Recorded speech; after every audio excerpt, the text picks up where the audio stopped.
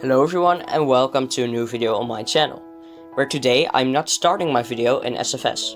I'm starting it in the Spaceflight Simulator subreddit, where every week they have a weekly challenge, which is a sometimes hard, sometimes a bit easier challenge to complete. I never really do these challenges or look at them because some of them are just too easy, or I just don't like the goal, or I've already done it. But this time I was trying to come up with some video ideas and I thought, why not try one of these challenges? And the challenge that was live at the time of recording this was this one. But as I said at the time of recording this, because my upload day is on Wednesday, so I won't really be able to have a challenge that is actually live at the time of uploading, because I would have to do the recording, the building of rockets and testing, and the editing of this video all in 2 days, from Monday to Wednesday. And that's just a bit too fast. Maybe I will do it one time in a very special occasion, but I don't think so. But I'm now going to explain this whole challenge, because that's what the video is about. So the challenge is to launch a rocket to the opposite side of the sun relative to the Earth and try to match Earth's orbit. So basically you have to fly out of the Earth's sphere of influence, then fly to the opposite side of the Earth, and so on the opposite side of the sun. And then you have to get the same orbit as Earth, and this will basically have both of these things. So your spacecraft and Earth stay opposite from each other while orbiting. And I'm going to try this today, and that's why I've made a special rocket, which I will show you soon. Because see, this is my special rocket, which isn't technically a very special rocket, because this part I had already built for something else I did. I don't even remember what it was. Then I added this part because I want to step up this challenge, and I don't only want to go to the opposite side of Earth and have the same orbit. I also want to come back and land on Earth. This is why I've got a lander with parachutes. I've actually got 3 parachutes, and that should of course be enough to land on Earth. And I have a lot of engines in this stage, I have a lot more in this stage, and I'm going to just switch on all of these engines. And it did something weird there, this one, okay. And then I'm going to fly to an orbit, an Earth orbit. And what I will then do when I am in Earth orbit, I will get a extremely wide orbit, escaping the sphere of influence of the Earth. And I will make my orbit smaller to have a faster orbit than Earth. And then I will wait until I am at the other side, and then I will sync up the orbits. And this way I will have a synced up orbit with Earth on the opposite side of the sun compared to Earth. And I'm now going to just have to do these things. And as you can see, I already, what's it called, detached the lower stage. And this is because it's just a stage to get us a little bit further, to save a little bit of fuel. And this is the rocket I originally built for some other mission, which again I don't remember. And I'm now just going to form a regular Earth orbit, and I'm going to extend the orbit to get beyond the sphere of influence. And as I said, after that I can start with the real mission. I just completely messed up something, went way too steep down to Earth, and so my little arc decreased, the apoapsis also decreased. So the arc got a lot smaller, which is quite annoying and stupid. Oh, I have to now do this. Detach. And now I can use this.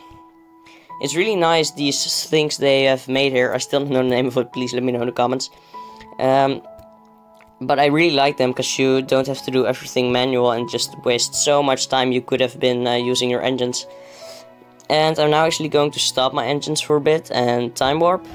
And then I'm going to start again, just like you would with making an orbit. But of course, it's such a big rocket, I have to really be aware of all of the fuel tanks and of the engines if they're on and stuff. So I'm not really focused too much on the perfect orbit, but it's fine like this. I have got my apoapsis at 50 kilometers, which is kind of high for what I would normally do. I would normally start at like 30 to 40, but it's still fine. It's an orbit anyways, so it should be good. And I've already got this one right. Yep, I do. So that's great. I now have to just wait a bit, basically. I'm of course already out of the atmosphere, so that's great. I don't get slowed down too much. As you can see, I've already got, well, 1350 meters per second. And yeah, that's quite nice, because it's close to an orbit already. And as you can hear, I'm completely talking, I was gonna say a swear word, but I'm not going to. I'm completely talking stupid stuff that I wouldn't need to say just because I don't know what to say. So it's very great, good content. And I now actually have my orbit already. I wasn't paying attention, but as you can see, it's now extending even more. And it's going to just leave the, what's it called, sphere of influence of the Earth. And that's when the real mission starts. So where I can, first of all, get a smaller orbit than Earth, then have to time warp an immense amount of time. And then I will be on the opposite side of Earth. So as you can see, I'm now going to escape the sphere of influence. And my orbit is already a little bit smaller, but this way it would take ages before I'm on the opposite side of Earth. So I'm going to get a bit smaller of an orbit still. And as you can see, I'm time warping at full speed right now. I can't go faster time warping, which is quite sad. I still think they should implement a bit faster of a time warp, but we'll see if that happens maybe in the near future with updates. But for now, I'm going to have to just time warp for very long amounts of time and wait a lot, which I'm not going to have you guys go through all of that waiting as I will. And I'm just going to decrease this orbit, and then I will stop recording and pick it back up when I'm close to the opposite of the Earth. And here we go. How small is my orbit? Okay, this is fine. So now I'm going to time warp, as I said. And I'm going to have to wait a lot, but of course you guys don't have to wait just as long as I do. So I will see you guys when I am on the opposite side of Earth. So as you can see, I am now on the opposite side of Earth, which is here, and I am here. But as you can see, I'm on the wrong side to sync up my orbit, so I was a bit too early with syncing, or well, not syncing, with, well, what you call it, being on the opposite side basically. So I'm now going to make my orbit a bit slower because I'm now ahead of Earth and I have to make Earth catch up to me a bit again. Because otherwise I wouldn't have the perfectly opposite thing. And well, I thought I would let you guys know. So I am now going to do this and it's going to be boring again. So I will catch up with you guys in a bit once again. So here I am again, and as you can see, I've got almost perfect sync with or well, not perfect sync. Once again, I've got almost perfect opposite of the Earth. I'm now going to have to actually sync up the orbits, and well, as you can see, I'm just a little bit off because right here I'm now, well, just a bit past it, and here I am a bit more past it, past the little dot, and those two dots are of course opposite from each other. But it is what it is. I can't get it perfect, and the challenge also says you can have a little bit of a margin between the perfect opposites. And I'm just going to have to get this one to the exact same height. And wow, that went really fast. Where has it gone? Oh wow, it's gone all the way over here. Yeah, this is basically perfect.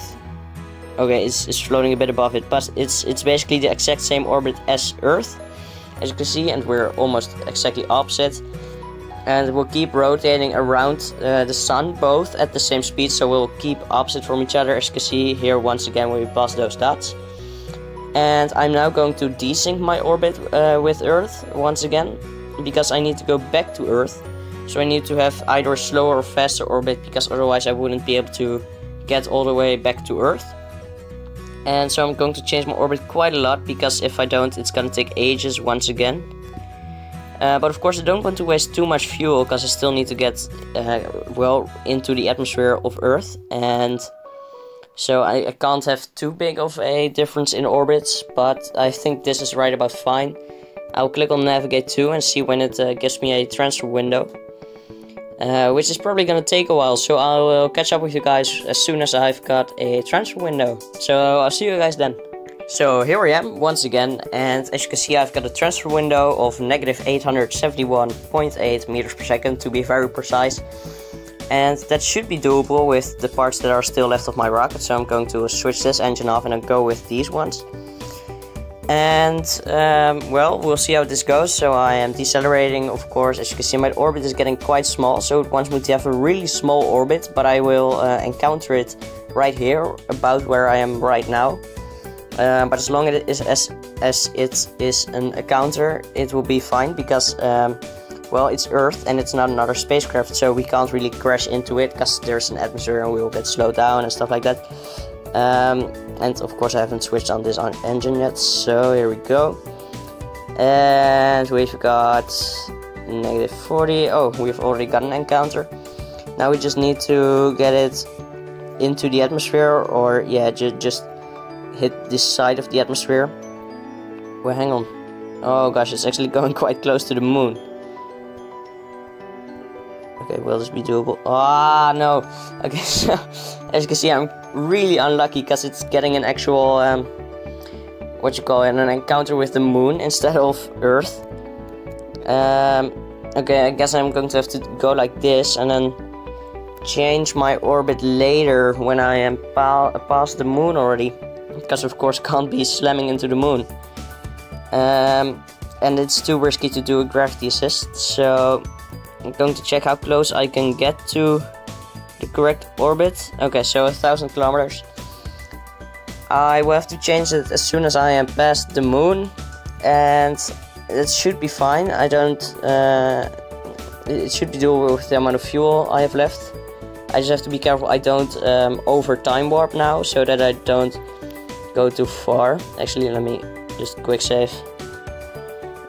Back to Earth. Once again, it's really hard to type on such a small device. And well, I don't really have much to say other than keep watching, because it's gonna get quite hard to get this encounter with Earth. But here we go. Oh, actually, we're going to encounter... Oh, this is interesting. Okay, so we're coming from the bottom, actually. And there is the moon, so we should skip right past it. Yep, right in front of it we go. And now I should be able to do my corrections, and I should be able to... This is doable. Yeah, okay, I'm going to go just a bit more so that I really won't go into the sphere of influence of the moon. And okay, yeah, this is easily doable because we have a lot of fuel left. There's also an engine in here, so this is going to be just fine. And we have now got a trajectory into the atmosphere of the Earth at 12.5 kilometers, which is quite fine. You can basically have anywhere from almost straight into the Earth to about, I would say, 20 kilometers in height, and you will be captured by Earth. So this is fine. As you can see, I'm slowing down a lot, of course, because we're hitting all of these air molecules in the atmosphere of the Earth. And yeah, we've already got an orbit, so we're easily going to well, go to Earth and get to the surface to be able to land. We are at 40.1 kilometers. I'm actually going to deploy this one to detach, and it will just fly off because well, physics, I guess.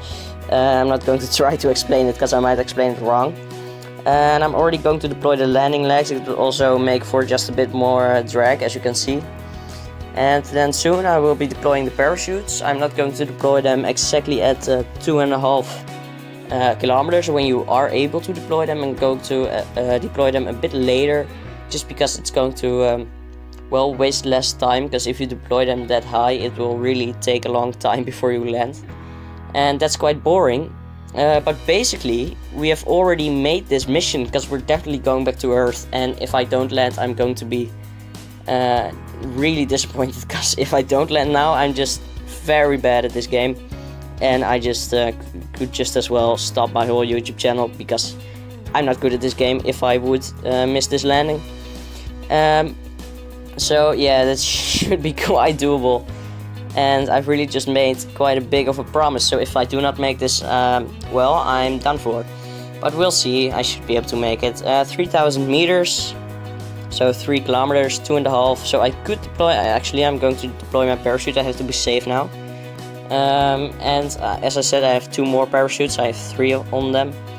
So I should easily be able to land with only parachutes. Maybe I'm going to have to use my engine just a little bit, but I don't think I will have to. And well, I'm now at almost 250 meters when it will fully deploy, and I'm now going to deploy these other 2 parachutes as well. And as you can see, we are slowing down a lot more now. And I'm going to use my engine just a little bit to be sure. Actually, have I switched it on? Nope. Oh, that was quite unsafe. And we have quite little speed now, and touchdown. So there you have it. I'm really happy I landed that. There was quite a bit of pressure on it because I said that one thing about my channel. But we have completed this challenge. Of course, you all saw how I did that with the opposite and the orbit sinking and all that stuff. And we stepped up the challenge a bit more by going back to Earth. As you can also see in my little thing, I don't even know what to call it. We can see what I did. Reached Earth's upper atmosphere, made an orbit and stuff. And then it just says escape the sphere of influence of Earth. Then I did all the sun orbit and opposite side, but it of course doesn't really register that. And then we go back into the atmosphere and we land. So that's all we had to do for this mission. I had a lot of fuel left in this stage, but also in the other stage that was the stage below this one. So I easily made it, and I'm very happy I did this, and I hope you all enjoyed the video. And of course, if you did enjoy the video, please remember to give the video a like. And also consider subscribing to this channel if you want to see more of this type of content. And then I will see you all in the next video. So thank you for watching, and bye bye.